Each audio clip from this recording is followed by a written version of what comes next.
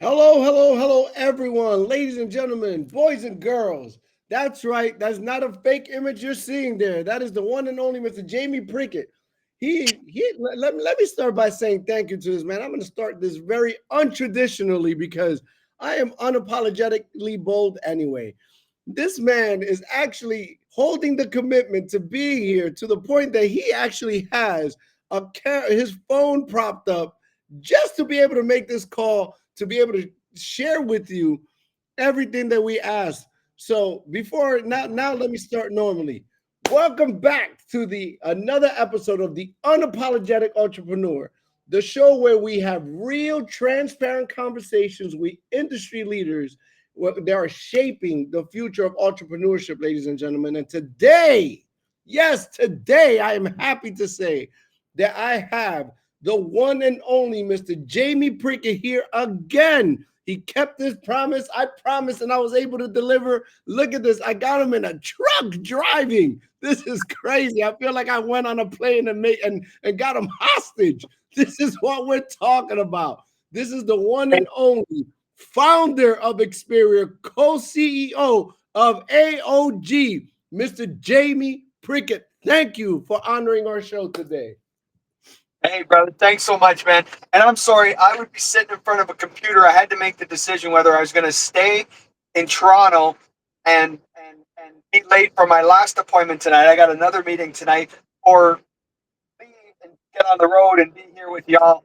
Anyway, it all worked out, but unfortunately, I have to be in a truck right now while I'm talking to you guys. So, It's okay. by the way, for all my haters, no, I'm not picking up a part-time job driving a truck. I know what you're going to find. Someone's going to spin this some way, Leo. You know how it is.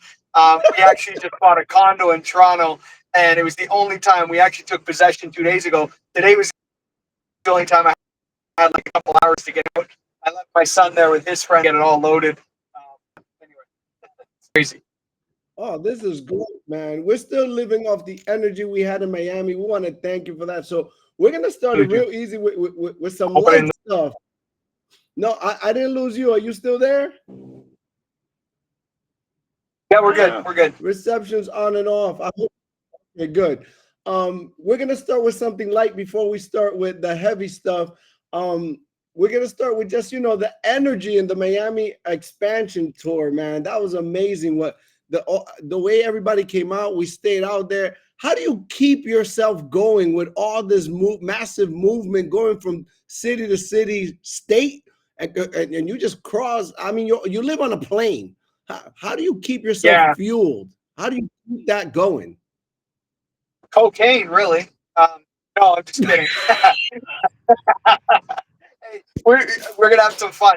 No, you know what it is? It's because I have such a drive. Like I'm 45 years old, but I feel like I'm 21 still when I started this industry. I had a passion and excitement for this business when I started, and my drive changed over the years. And now it's like my wife and I, we got ours. Like we're good, and of course, we have other bigger goals and some bucket list things we want to do. But now it's like it's all about showing other people how to get theirs. And it's kind of like when you have kids. you want your kids to do even better than you do, or better than you do yourself, right? And that's how I feel about our business. I want to see people win. And I feel like I have an obligation when I recruit somebody, when someone comes into our business, and when they're under our fold, whether they're staff, whether they're as agents, independent agents, I feel like I have a responsibility to provide the best opportunity for them because they bought into our vision and what we're doing. So that keeps me going hard and excited every day that I wake up. I'm blessed and I'm excited. So how else can you not be, doing what we do for a living? Man, I just remember when I caught you in the back there in the F&G table, you were like, I just got here. Woo, a little jet lagged. And I said, okay, don't worry about it. We're going to turn on some music. We're going to run down the middle of this thing. And you looked at me like I was crazy, but we made it happen. We made it happen. Yeah. Yeah. So you know the premise of the show. People are going to have questions. I always have 10 questions prepared, but we have some viewers already. Takira saying hello. We got Miss Carla saying, hey, hey. We got Hello. Michelle saying good afternoon. So we got people tuning in. They're going to be able to ask questions as always. So I'm going to start it off, man, because, the viewers need to know. I know you've spoken a lot about this, but my first question for you is, basically, you've just announced a strategic alliance with AOG and stepped into the co-CEO role into this merger, because I want to make sure we get it clear. It's a merger. What do you see in the next 5 years with this? Like, give us a little bit of vision. Yeah, it's exciting. We're kind of taking like the Berkshire Hathaway approach, where we're going to have multiple entities under the umbrella of AOG. Experior happens to be about 45% of the entire operation of AOG. There's a total of 12 companies right now that we've gathered up. And yeah, Monty Holm, he was a former CEO and president of World Financial Group, one of the founders of that company, built a great organization, did very well for himself. Retired from that a couple of years ago, and then had this vision to build something that would truly make the agents that are out there selling the products, providing the services for clients, to really make them the kings and queens of the operation. And that was the same vision that Leanne and I had.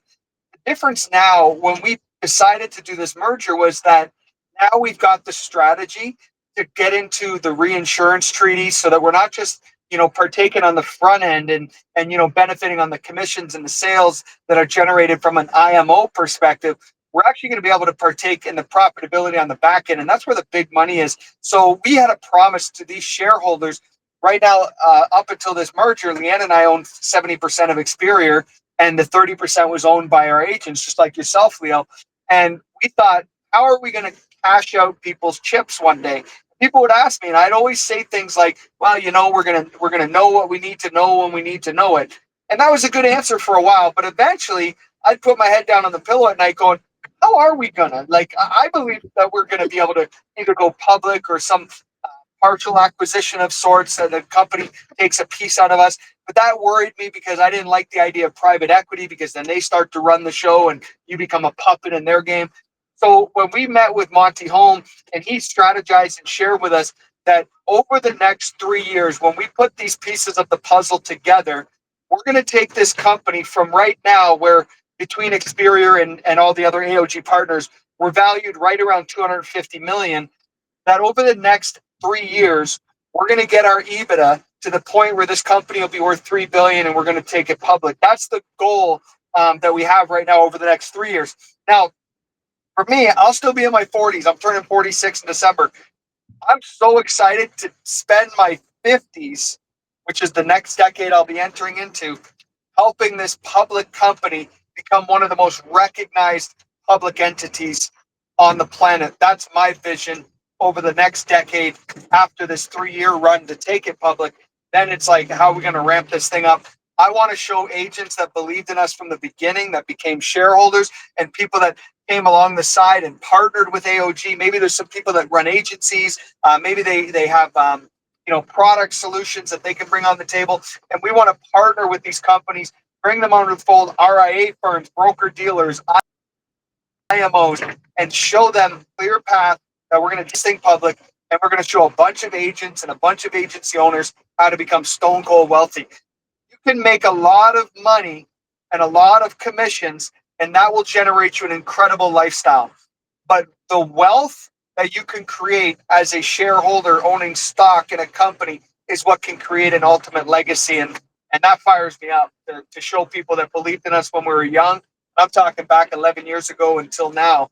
I still feel like we're young, but I just can't wait to see people, realize the dream that, and some already are starting to from a compensation standpoint, a business standpoint, but I'm talking even from a share standpoint. That fires me up, bro. I mean, I'm jacked. You got me fired up. I need to go back to work.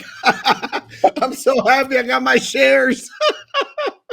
Oh man, let me tell you, there's a lot of people that are excited about this because you have spoken so clearly about it. And so many people are still trying to spin the story. That's why I'm glad that you're here, and people that don't know anything about this are able to hear it. Leo, what you got to do is you just got to say a little prayer for those people that are trying to spin the story, because some of them are so confused and they're just believing some of the BS they're told. This was a win-win-win all around for all parties. It's exciting. My wife and I had the opportunity. We could have cashed out. We got 9-figure valuation on our company, and we could have cashed out our chips anytime along the way. And even to the point before we did this, there's been insurance carriers. There's been other private equity companies. I mean, we've been in conversation with some pretty big cats, and every time it turned into no strategy, all about them having equity. And I'm like, well, why would I want to give up equity when we're on a growth curve? And you cash out and live a dream and all that. And it's like, I'm living a dream now. I get to do what I love every day. I don't need more money to live a dream. What I need is to impact people's lives. That's my dream. So anyway, bottom line is my wife and I got $0.00 on the merger. There was no sellout, contrary to some of my old cronies with the other companies. So let me ask you about the not only the growth, but what is the day-to-day for agents? How is there any changes? I know that you've given this answer, but I want other people to hear it too. Has there been any changes in Experior and the way it's being ran and contracts or anything that has changed? No, none whatsoever. As a matter of fact, we built protections in. One of our biggest concerns was that we wanted to make sure that we protected our comp model, we protected our carrier relationship, we protected our technology, like all the things that make us so special. That we protected that they can't mess with our legacy ownership program and all the other things. And of course, we got all that stuff pieced out of it. So as a matter of fact, I'm now one of the board members on AOG, as well as Leanne and Jerry Ball, who are all Experior. And then there's 3 other board members. One of them was CFO. He was the former CFO for Stephen Wynn, who runs Wynn Casinos. Then we have our legal counsel is on the board, and then Monty Holm is on the board. So there's 6 of us right now. Oh, sorry, my phone's jacking. So there's 6 of us right now on the board, but on the Experior board, everything stayed the same. We did not add an additional board member to Experior, and the board members of Experior are the ones that make the decisions. And guess what? My wife and I are still on that board, and my wife has now stepped into the CEO and president role of Experior, running that ship. I'm obviously very much involved and will be involved for the rest of my life, but yeah, nothing changed. What I will say that did change is the shares, because now instead of when you earn shares like you did recently, Leo, instead of owning shares in just Experior, you're actually owning shares in all these other 12 companies and soon to be hundreds of companies under the AOG umbrella, because you're getting stock in AOG, which has equity in all the different companies, including Experior. All right. One of our viewers said that he's glad you're not listening to the radio because he figured that you'll be listening to Move. Get out the way. Get out the way. Hold on. They want to make sure you're not listening to So I Ludacris. missed that part. One of our viewers, Ezra, is making sure you're not listening to the radio to the song by Ludacris. Move. Get out the way. Because you're driving now. We don't want to get you too excited. Oh, God. That's All funny. right. Let's see. Anybody else? Whoever got questions, you may ask them. Don't be afraid to put them on. I'm going to be asking the ones I have, and I'll be looking to see what you guys have. Here's another one that I would like to ask. The culture in Experior is very different Our DNA is completely different from what I've seen. Now, with merging with AOG and taking this company onto a global stage, are you afraid that that's going to affect the culture that we have? You being 46 and all, you have a youthful culture to you. I mean, I ran you down the stage. I know. Yeah, I mean, Leo, I think you can answer that question. You know enough. I mean, you saw me on stage in Miami. It was funny.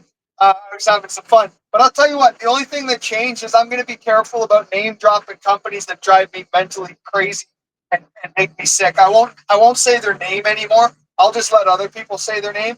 But that's the only thing that's really changed is I'm just going to try not to name drop companies that make me sick because that's not good as the CEO of this large company. But I decided a long time ago that I'm going to be myself and even if that means that I have to maybe not make friends with everybody, maybe not everyone likes my personality, I realize something that if I act fake and I be someone that I'm not, I can have people that don't like me anyways. So it's like I might as well be myself and have people not like me, right? Because either way, people aren't going to like you no matter how you are. So you might as well just be yourself, right? Unless you're a jerk, then you should probably try and get better. But I'd like to think I'm a pretty nice guy. People get along with me, and not everyone's going to love me all the time, but I just like your show is called Unapologetic, right? I'm unapologetically myself, and as long as you're not insulting to people and you care about people, you lift people up. But yeah, as far as our culture, no, I think our culture is even more on fire and excited than ever before. All right. I love it. Love it. All right. I got one from Takira Sullivan. Takira Sullivan is saying if the financial services industry as we know it disappeared tomorrow, no carriers, no licenses, no hierarchies, and you had to rebuild Experior plus AOG from scratch with only your people, culture, and vision, what would you not rebuild? In other words, what would you change, if anything? So I missed the first part. There was no carriers, no what? Basically, let's say you started over. You started Yep. over. Is there anything in Experior you would change?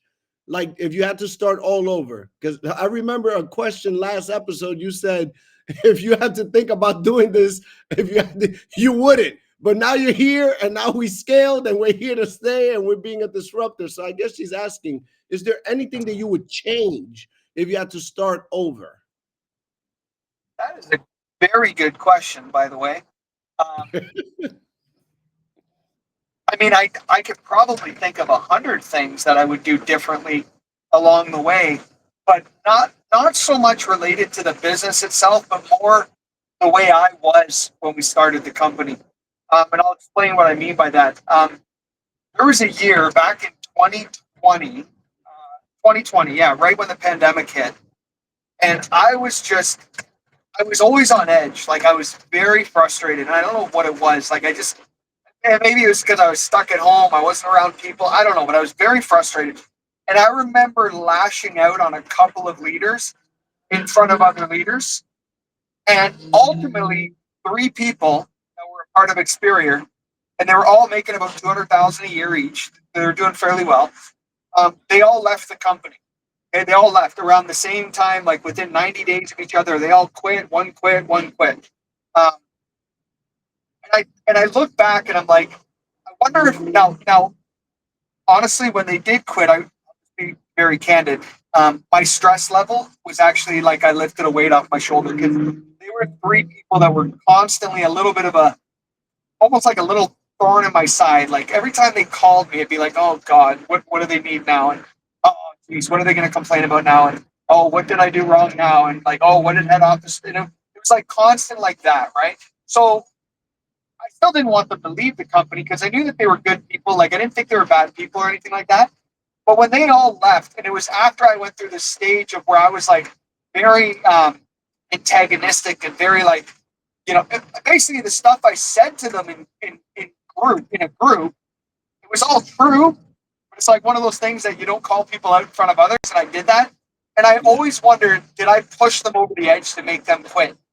And I don't I kind of regret it because I wonder if I could have helped them become better leaders had I have been a better leader at that time. So the fact that they left, my stress level went down a lot. So it actually made me happier about the company, to be honest with you, because I was like, oh my God, I don't have to deal with these people anymore. But at the same time, I wondered, did I do enough to help them? And was I, and I certainly, I'll tell you this, I was not a good enough leader at the time for those three people. I think if they had joined today in 2025, I've grown as a leader, right? I think if we're not growing, we're dying.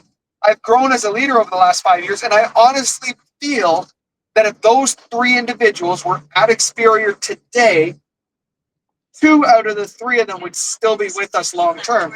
One of them, I think we would have ended up terminating eventually, anyways, because they were like unmanageable. But two out of the three, for sure, I think I would have had the leadership capacity to keep them. So if I could have changed one thing, I think I would have worked on myself more in the beginning, because in the beginning I got so focused on the business and the numbers and getting everything right in the structure and all that. And I think we did a good job. Not perfect, but we did a good job. Where I didn't do a great job at all was in the self-improvement area. Only over the last 5 years have I really taken my self-improvement to another level. Reading books, studying entrepreneurs, studying information, how to get better and grow in my leadership capacity.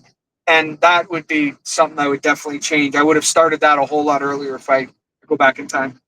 That's a great question and great answer. Thank you. And We have by the way, I'm not trying to be like facetious, like, oh, there's nothing like in the business, everything's perfect. There's probably 100 things, as I said. I just can't, nothing like stands out to me.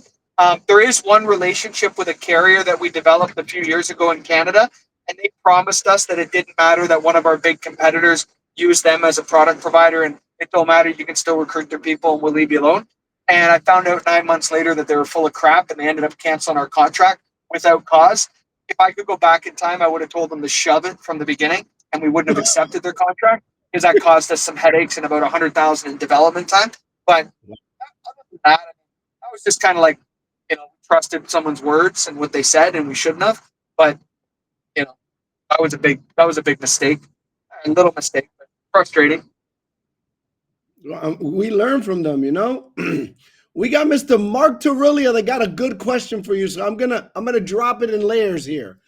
Experior is producing $1 million earners with consistency like Master P had dropping albums in the No Limit era. Okay? He wants you to think about that.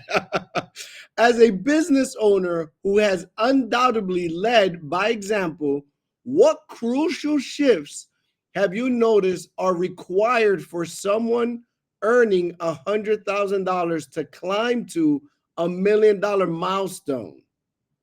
Sorry, you said what? And there was a word you said there. He said, what, as a business owner who has undoubtedly led by example, what crucial shifts have you noticed are required from someone to go? Crucial chips? Shifts, like Oh, shift. shift. Okay. Yeah. Okay. Yeah. Okay. Gotcha. Are required for someone to go from $100,000 to climb to $1 million milestone. Yeah. I'll tell you what, I had a talk with one of our leaders several years ago, and they were probably making about 400,000 or 500,000 a year at the time. And they said, Jamie, like, I'm comfortable, man. I don't know what to do. And I said, you got to think about something beyond yourself. Sometimes people I got another guy, and he'll know who he is when he's watching this video.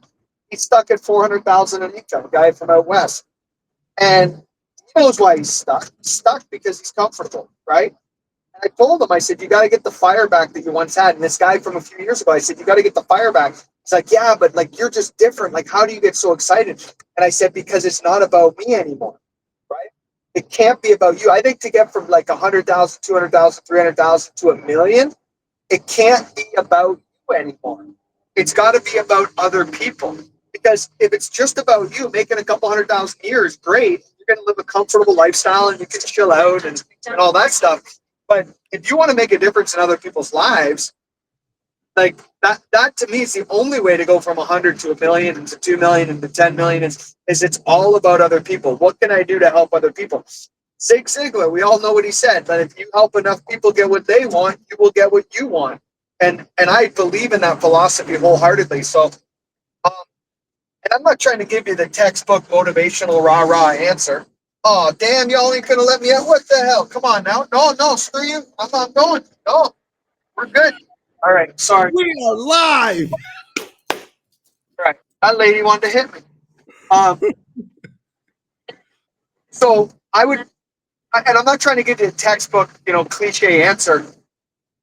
I really think that most people, they, I don't know if they believe enough. Like, I think they believe in the company, right? Whatever company it may be. If you're loyal to the company you're with and you really love them, and in our case, Experior and AOG and what we're doing, I think most people believe in the company. They believe in the products, right? They believe in their leadership, right? They believe that other people can do it. I just don't know if they believe that they have what it takes. And until you internalize and believe without a shadow of a doubt, like you wake up in the morning and you know without a shadow of a doubt that you are $1 million earner, you are $1 million woman, or you are $1 million man. Like you are valuable, provide value to people, and you are worthy of massive, crazy riches because you're going to do good with that money. You're going to impact people's lives. And when you start to believe that about yourself, like it's easy to say, oh yeah, I'm on track, I'm going to do it. But how many people actually believe it? Like really believe it? And that's where I'm thankful that I was like so gullible. I've always been very gullible. I'll give you an example. When I was wrestling in high school, and towards the end of high school, I started training with the University of Guelph. I didn't go to university, but I trained with them. And I remember I was wrestling the guy who was the silver medalist in the Olympics. Okay, he was the silver medalist from Canada. Ias Sasori, and the guy's he's an incredible man. Ias Sasori, he's from Montreal, Canada. And I remember I had a wrestling match with him. And I'm like just out of high school, okay? And I'm lucky if I'm like top 10 in Canada, maybe top 7 in Canada. And this guy was number 2 in the world, okay? Like went to the Olympic Games. Like it'd be like a miracle if I could score a point on this guy. Honest to God, I walked into that match and I was convinced. Not because my coach told me, because my coach didn't tell me this. I was convinced that I was going to go into that match against this guy that was in his mid-20s at the time, and I was like 19 years old or 18 years old, just out of high school. I was convinced I was going to beat Sasori. I was absolutely convinced of it. That was completely delusional for me to believe that. But I'll tell you what, I had a good match. I didn't score a single point on him. I probably had one of the better matches of my career, but I didn't even score a single point on him, but I wrestled really well. But what's my point? I believed it. As gullible as I am to believe it, I believed it. And when I got into this business, I had that same childlike faith that I'm good enough. I can do this. I can be the CEO of a publicly traded company. How crazy is that to think that? A guy with no barely made it through high school, no college education. How crazy is it to believe that? But you know what? That's the belief that I had in myself. And it wasn't because I had a mommy and a daddy that always told me I could do anything. Although my mommy did tell me. My mom was very supportive, and my dad was along the way very encouraging with my wrestling. But it wasn't that. It was a lot of the self-improvement that I did early on. I learned even through high school and everything that studying successful people was important if you want to be successful, and that helped me believe in myself more. So I don't know if I'm rambling or if that made any sense. No, listen, you're inspiring people. They're coming on and being inspired. I get it. I feel. I'm telling you, make me want to run through a brick wall right now. It's just inspiring that belief. So I appreciate your answer. I hope that got you, Mark, because he got it for you right there. I got another one from Miss Olora Sweets. I wanted to ask, what approach would you have for the government workers who just received RIFs within the last 3 hours? How would you mirror yourself into your company as agents come in? Like right now, there's a lot of, I guess you were Sorry, layoffs. I'm gonna pull you up to my. I'm gonna pull you up to my ear. That one, Leo. Was No that again? worry. Yeah, they asked, what I'm would gonna be pull your you up my ear. approach for I couldn't hear government that one. workers? Can you hear me now? For government, okay, Can you hear me my now? approach for government workers. Yeah, I Who can hear you now. just received their RIFs within the last 3 hours. How would you mirror yourself into your company as agents come in? Okay, they just received what in the last 3 hours? Rifts. They basically are. We're going through furlough. There's a lot of government workers that are losing their jobs or not getting paid. They're working to not get paid, and I'm guessing that Alora's asking what would be your approach to them, being that they lost their job. I figure it's just a recruiting opportunity. Oh, I see. Okay, sorry, I was very confused by that. Sorry. Okay. Ah! Ladies and gentlemen, we lost him, but he'll be back. I swear, I feel he'll be back. I hope you guys are enjoying uh, uh, having your questions answered. Please feel free to ask any questions you have. And he is back already. Let's add him to the stream. He is back. See, he comes right back. So I think it would just be, you know, asking them if they've ever considered having their own business before so that they could control their own destiny and that someone else couldn't put their thumb on them and tell them what they can and can't do when they could take a pee break and a lunch break and everything else. Have you ever considered that? Right. I mean, Mhm. obviously, people getting laid off from these government jobs, they're probably very frustrated. Most of them were expecting to be able to work there until they retired and then sail off into the sunset. So, just asking them, would you be open to an opportunity if you didn't have to go back to a job, right? Because most people in our system, I shouldn't say most people, but some people, right? Maybe someone listening to this, they're living this life of quiet desperation. They're not reaching out for help. They're just living silently, like just in misery, like almost like they're just they're in this vicious cycle. It's like they're just working to pay the bills so that they can eat food to get the energy to go back to work, to pay the bills so that they can eat some food to get the energy to go back to work, to pay the bills so that they can eat some food to get the energy to go back to work. And on this cycle over and over and over. And then they're working Monday to Friday. They enjoy the weekend, but by Sunday night, they feel sick in the stomach, right? And they think maybe it's their spouse's cooking. And they realize, no, it's not. It's that pit in their stomach because they realize that on Monday morning, they got to go back and do the same damn thing again and again and again and again. And I think a lot of people are sick and tired of being sick and tired, and they need to look at entrepreneurship. And I believe that, entrepreneurs, just so you know, 74% of all the wealthiest people in the world are entrepreneurs. Here's another interesting stat. Over 80% of all millionaires today did not come from. Mm. I'm going to repeat that. And again, my stats could be a couple months, a couple years outdated, but you can chat GPT it to verify this. And of financially independent people are entrepreneurs. And of the entrepreneurs, 80% of the wealthy people, I should say, did not come from money. So if you want the biggest chance to become a millionaire, well, number one, don't come from money and be an entrepreneur. So, I love it. Love it. We got a question from Mr. by the way, August. the life. You want to hear something interesting? I learned something about the life cycle of the wealthy, and it works like this: one generation will create the wealth, the next generation will maintain the wealth, and the last generation will blow it.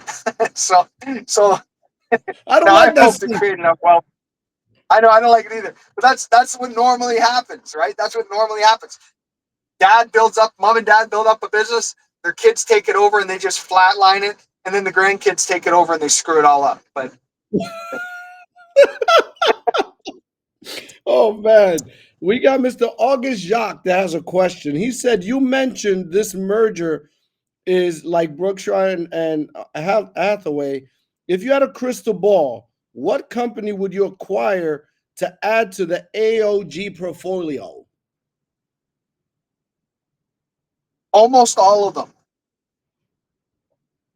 All companies. I like, yeah, like almost all of them. I'm not biased. I mean, you know, I no, I can't say that on your show. I You can override a. I'll say it differently. You can always override a jerk, right? as long as they're not a crook. I don't want to override a crook, but I'll override a jerk. Um, what I would say, some companies that I would have my eyeball on right now, like really like from an AOG perspective, I would say companies that um, you know anywhere from 5 agents to 500 agents. Like that's kind of a like I know that sounds like a big range, but 5 agents to 500 agents. Here's why: because I know what it's like. They don't have systems in place. They don't have technology in place. They can afford a couple enough staff to really get it ramped up, and their hands are tied, and now they're competing against companies like an Experior that broke out of that. Took us a long time, but guys, we broke out of that. And I would say that by partnering with AOG, a company of that size, 5 to 500. Now, don't get me wrong, we have 12,000, almost 13,000 agents, and we partner with AOG. So I'm not saying there aren't other companies that have 10,000 plus that will do it. I just feel like our niche, where we're really going to have a lot of power, is in the 5 to 500. And I say that because I think that we're going to show them how to advance 5 years into the future almost overnight with our technologies and everything that we got to help support them. That's what I believe. As AOG, as you know, Leo, we own a technology company, 51% of a company called Copper.com. Copper.com, we actually own the domain as well, which is worth millions in itself. But Copper.com, we own 51%. The other 49% is partly owned by Google and some others. And it's actually the only CRM that's actually recommended by Google. And I kind of guess that's probably because they own a piece of it too. But we own 51% of that. We also own another company that runs the payroll for 122,000 or 128,000 something licensed agents already across North America, right? So we own that. I mean, there's so many cool pieces to this that are coming together. Um, we've got a fairly large RIA firm that's looking at coming on board with us very shortly. We just had some discussions today about that as well with them. So I think that for people that they feel like they're missing some of the pieces of the puzzle in those smaller to mid-sized shops, I feel like we're going to help pull all those pieces together for them, and it will become an absolute dream come true for them as they partner with us. That's what I think. Okay, that's great. That means they can And scale a lot faster. That's basically what you can uh, say. and, and I'll say one other part on that is if there's any company out there that promises their agents equity in the company, okay? Now, we know that Experior actually gives equity, not just certificates like some of these jokers, but we give real equity. If there's a company out there that actually provides real equity in their company, not these fake fools that are out there, but real equity, other companies that should really consider this, because here's what's going to happen with companies that give out equity in their company. They're never going to experience an equity event unless they sell their company, and then they relinquish control to private equity, and then it does kill the culture. Okay? This is not a private equity deal at Experior. So here's what we're allowing agents to do is unlock trapped equity so that you can honor the shareholders that you've given stock to in your company. Because when we go public, your shareholders will become shareholders of AOG in the transition, much like the Experior shareholders did. And now all of a sudden you have a way to open up that equity and have a way to trade that stock on a stock exchange down the road. Ooh, okay. I'm getting excited. Yes. We got a gentleman here by the name of Michael that says Experior promotes true ownership for its associates. How do you see ownership culture changing the way people build careers in the financial services? Oh, that's a good one. By the way, can you hear me okay when the phone's over here? Yes, yes, I can hear you perfectly. Okay, Yes. cool. Okay, so here's one thing I know to be a fact, whether anyone wants to admit it or not. Okay, 9 years ago, Experior decided to do an equity program. Okay, 9 years ago. 9 years ago, I don't know of a single company other than companies that are already public, right? Like Primerica, for example, they're a public company and they give up stock to their agents, right?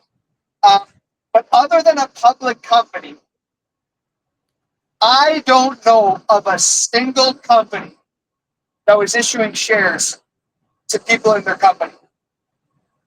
Now, almost every one of them at least claim to be given equity in their company. Some of them actually do. Most of them are just full of crap. But every big company is now like, all these, you get equity, you get equity. And they're, but guys, I believe that we actually started a trend 9 years ago, and we forced Experior, forced the industry to get better for the agents. And to that, I say, you're welcome. Oh God, I got a compliance question for you here. Oh man. All right. A lot of IMOs and MGAs lose their footing when it comes to compliance and carrier relationships. They get stretched during the rapid growth. What are you putting in place right now, like systems, leadership, tech, to make Experior stay ahead of those risks? Yeah, good question. We already are. We're already like, I mean, I don't mean to brag, but we are like 5 steps ahead already. Some agents don't even like the processes with Experior because it's a little tedious to do business sometimes. But we did that to protect the agents, the needs analysis, the requirements, especially on the Canadian side. The Canadian side in the insurance industry is very regulated, a lot of red tape, and we've prepared ourselves. Just like we're acting as AOG as a public company now, even though we're not public. Experior was acting like a major player in financial services long before we were a major player in financial services, which, by the way, is also the reason why we don't have any errors and omission claims against us. We don't have any of the hate that's out there with some of these companies have been in trouble with the legal issues and with the regulators. We have none of that. We have a very clean slate, even though we're fairly large compared to many. We managed to stay very clean that way because we can take it serious. So as far as changes that we're making, we're not really changing anything because we're running a very tight ship already. We are continuing to add more compliance staff as we grow. But outside of that, we really already got the processes in place to protect ourselves. Okay. So we're ready for scaling. The scaling is not going to affect. You're basically saying the scaling is not going to affect anything that we're doing as of right now because we're ahead of the curve. No, exactly. And all we have to do is just add more staff, right? Add more feet on the ground. We are using technology and AI now as well, which is actually helping to streamline even in the compliance. Because a lot of times some of the complaints or issues are like field related with upline, downline relations and stuff like that. That becomes a more tedious task that takes our compliance away from regulator type things that we have to keep an eye on. So we're building out more AI, and there's some automatic stuff for a lot of the same type of questions that come through and stuff through the pipeline. So we're using technology to help scale as well. But really, when it comes to compliance, there has to be boots on the ground. You can't man compliance with just AI. So we're constantly adding great staff to the team as well. Okay. All right. We got a long one here. I'm going to try to read this one. You might want to hold the phone close. Ready? All right. Many legacy financial distribution firms struggle to transform their culture and systems after a merger. What are you doing right now? Not in the 3 or 5 year roadmap, but right now to break down institutional unified incentives and force disruption behavior across all agencies. Wow. That's a deep question. Well, like I said, like nothing changed for Experior, right? So I'll speak to that. Everything stayed the same. Our culture, our commitment, our ownership, our meetings, our events, like everything stayed the same. Our leadership. The only difference is I stepped into the role of co-CEO of AOG, which means I just have more responsibility because I didn't have enough to do before. But that's really what it came down to. I just now have to help other agencies create. Hey, listen to this one, Leo. I want to help other agencies create a culture like Experior. I now get to go out and help replicate other companies to be successful like Experior. I mean, Experior is like it's like, hey, this is a model of what we can help you create. Something so cool like this, you know? So I don't know, that excites me, but I don't know if that answered the question. I forget the question now. I think so. It was a long one, so we're both in the same place there. All right, We'll watch the playback. um, I mean, all I could say is this: that some companies they do lose the culture, but when you're thinking of that, you're usually thinking of big corporations where the majority of the people in that corporation are employees.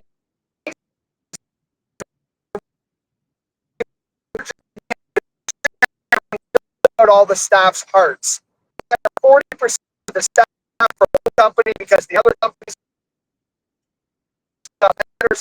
What Experience is more the Berkshire Hathaway, or sorry, what AOG is doing is more the Berkshire Hathaway approach, where we recognize that there are great companies out there with great people in them, and we're not hiring these companies and part companies to go rip the hearts out of them. We're actually looking for you to continue doing the great work that you're doing, except now you've got all these other peers to help you. I heard this years ago. They simply at the top. We're at the top of an organization. It can get lonely, and I will tell you the truth.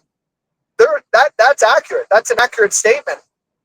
I feel like I went from being lonely and not like depressed lonely, you know what I'm saying? Like lonely as far as who do I bounce an idea off of? Okay, there's Leanne I and Jerry Vall and some of our corporate directors. When it's like an internal policy thing that we're working on. Now it's like I've got 12 other companies or 11 other companies now that I get to go, hey, how do you guys handle this? Or what did you do for technology over here? Or what do you think of it? I have this issue in our organization. What do you think of this?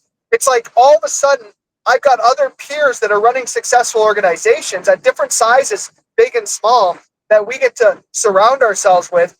And it's like they say that iron sharpens iron. And I just think that we are now, Leanne and I are able to move ourselves light years into the future, or years into the future, simply because we've been able to surround ourselves with such powerful relationships. And that's another value add for people that are looking at not only Experior from an agent perspective and building a hierarchy with all the great leaders we have, but now even from a corporate perspective for other companies out there that are interested in this partnership. All right. Let's see. Let me check. We got one more here that was very interesting. In 3 years, when we're IPO ready, what do you think the initial price will be when we go public? Just they want you to touch your crystal ball. What do you think? Touch your crystal ball. My guess is $20 a share. Right now we're about $2.50 a share. So my estimate is about $20 a share. And there'll be some dilution as we issue more shares to other partners and they come on and stuff. But again, you can record this and say, hey, Jamie, it ended up at 15, or hey, Jamie, it ended up at 30. You were wrong. Well, of course I was wrong because there's actually no way to know because we don't know with dilution and how many other partners we bring on and stuff like that. There's a whole bunch of metrics at play.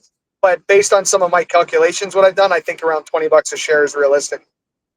Well, there you have it, August. I got one here. The industry shifts really fast, right? And now it's going to this whole direct to consumer carrier and even bigger broker networks making bold moves. How does Experior plan to defend and expand market shares over the next 5 years in such a competitive environment?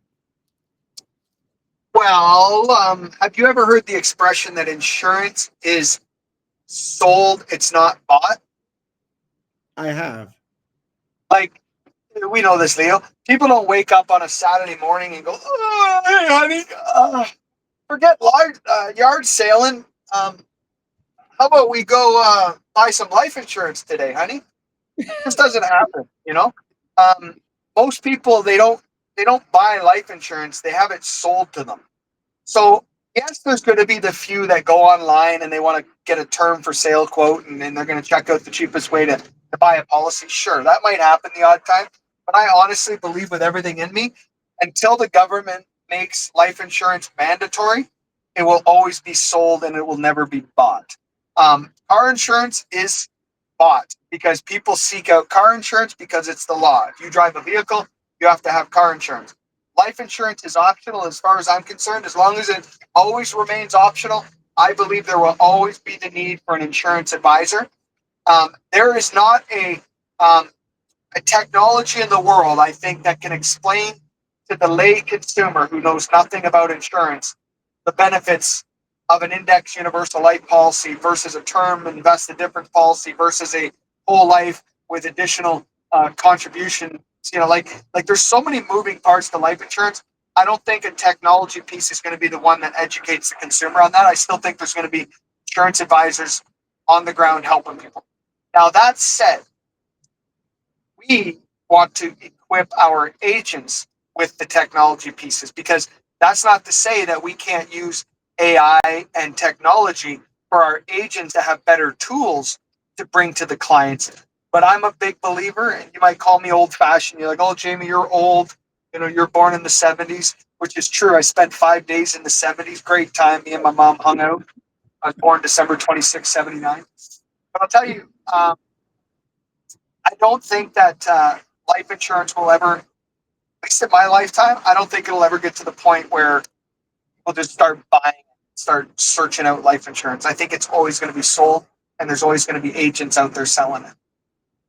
Mm, mm, mm. Well, Hey, I know you. I might have some Gen Zs on the call that are going, "Oh no, you're crazy. No, it's going to be all technology." Okay, maybe, but I doubt it. It's going to be done over Zoom. That's as much as it gets as far as technology goes. It's just not door to door anymore. Yeah, I mean, I believe in holograms. Maybe they'll be like, you'll turn on something, you press a button on a chair or something, and there's an image of Leo Garcia, and it's not really you. It's you sitting at home, but you look like you're sitting at the kitchen table, going talking about we need some life insurance, right? Maybe that happens, but I don't. So we're ready. I'm so listen, I want to thank you ahead of time before I go into this closing part. I want to thank you for just coming on here, being transparent, bold, unapologetic, just being your true self, and actually doing this while driving. I'm honored that you could have had any reason to cancel, and you said nope.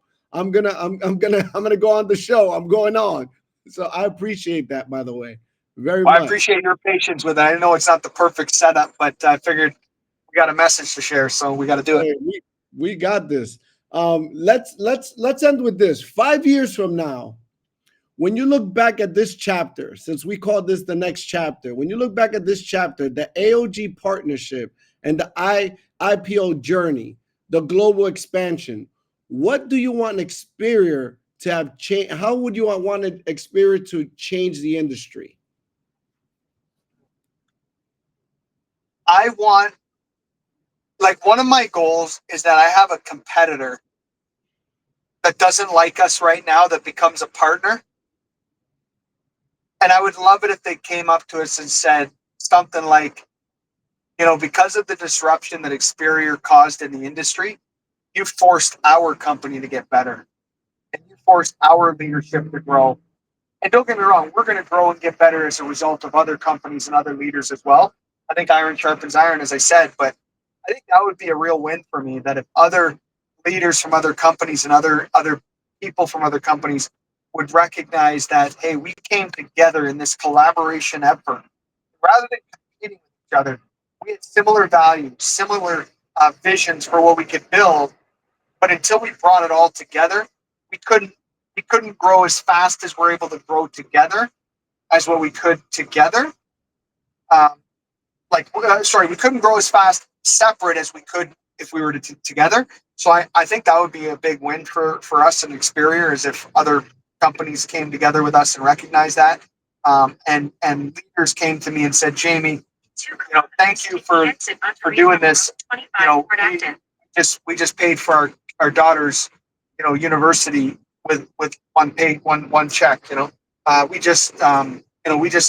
I just paid off my parents' mortgage, because of this share program set up several years ago, or whatever. I just took my family on a dream vacation to Greece, all around Europe, or whatever, because of this share program.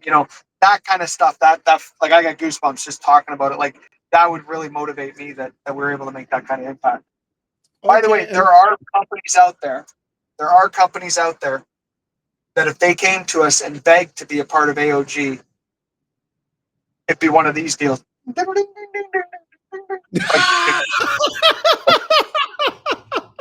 It'll be no. Got it. Got it. It'll it'd be be a, no. it'd be a hell no. Okay, we got it. And on a personal level, what do you want your legacy to be as a founder and leader with Experior?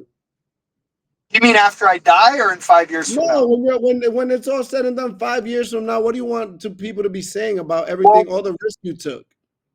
okay, well, 5 years from now, it won't be all said and done because I want to drive that $20 share to $300. So that's Woo! like 5 years from now. We're just like I'm just warming up, right? But in 5 years from now, I,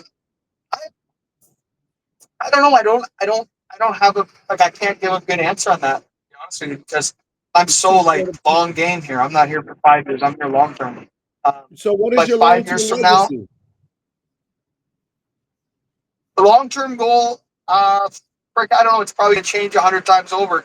But I want to create a company that's creating more financially independent families than any other company in history. I think 5 years from now, one thing that would be really cool if like Fidelity Investments or Dynamic Investments or TD Asset Management or some of these big investment firms had our stock in their portfolios and it became like one of their high end blue chip stocks. Like to become a blue chip stock would be really cool. Um, that institutional investors would want this type of stock. The Canada Pension Plan would want this type of stock. Like that excites me. That we become like a household name, and people know that when they go to their stockbroker, they're going to go, what, I'd like some of this AOG stock. My friend told me about that he made a 28% return last year, and it's a blue chip stock, and like that. That's cool. Like because that's the kind of thing that now we're not just creating wealth for our agents and for our agency owners and for our other technology partners and our other CRM partners and our other IMO partners and RIA partners and broker dealer partners. Now we're also creating wealth for customers out there. We're showing them how to get great returns on their funds. So it's gonna like my goals are just kind of growing and growing every day. I never thought I'd even be talking like this 6 months ago. And my goals just got bigger and they just keep getting bigger what we can do. So Man, oh I'm man. gonna be my hope is that one day I'm gonna be 100 years old and maybe I'll be chairman of the board or something like that. And I'll be talking about our 10-year game plan and how we're going to change lives at 100 years of age. That's my goal. I want to still be kicking then and talking about the future then. You're gonna be around for a long time. You're only 40. I hope so. 45, but yeah, I hope so. I was giving you some grace, Jamie. I was giving you some grace. I'm 46. I was giving you some grace. Come on, man. Appreciate it. Oh man, I want to thank you once again, guys. I want to thank everybody for watching. Jamie, one day we'll do this live where we're kneecap to kneecap. I see you shaking your head saying yes, so that means I'm gonna hold you to that since we're recording this. All right. You know what? Why I have you here? You can answer this offline, but the convention's coming up, and I heard a birdie told me that I was going to be one of the hosts, right? So I would like to make a request, and I'm going to make it now since I have you. I have your ear. I want to be the one to announce you. You know what? I don't see why that would be a problem. I'm probably not the guy to talk to make it happen, but I don't see that being a problem at all. But you're okay with it, so it's already live and it's recorded. So we'll take care. We'll take it from there. Listen, all I know is my new exit song. It's that ludicrous song, brother. You know which one? I love know that. you exit to it in Miami. I saw it. We loved it. So, ladies and gentlemen, boys and girls, I would like to say thank you to Jamie Prickett, CEO, co-CEO of AOG, and founder of Experior. I want to thank him for his time. And I just want to leave everybody with one simple message, man. Success always comes with a risk, but the right leadership, the right system, and the right vision will make the risk totally worth it. With all that being said, it's been an honor, a pleasure, and a privilege to have Mr. Jamie Prickett here today. And next week, we have another good one coming, guys. So bring your questions because next week, We have the Godfather. He requested to be here, so he will be here. We have the Godfather talking about vision, values, and victory with Mr. Mauro Oturi. So, guys, with all that being said, Jamie, thanks again. And everyone, I'll catch you guys on the next one. We are out of here. Thanks, Leo. No problem, Jamie.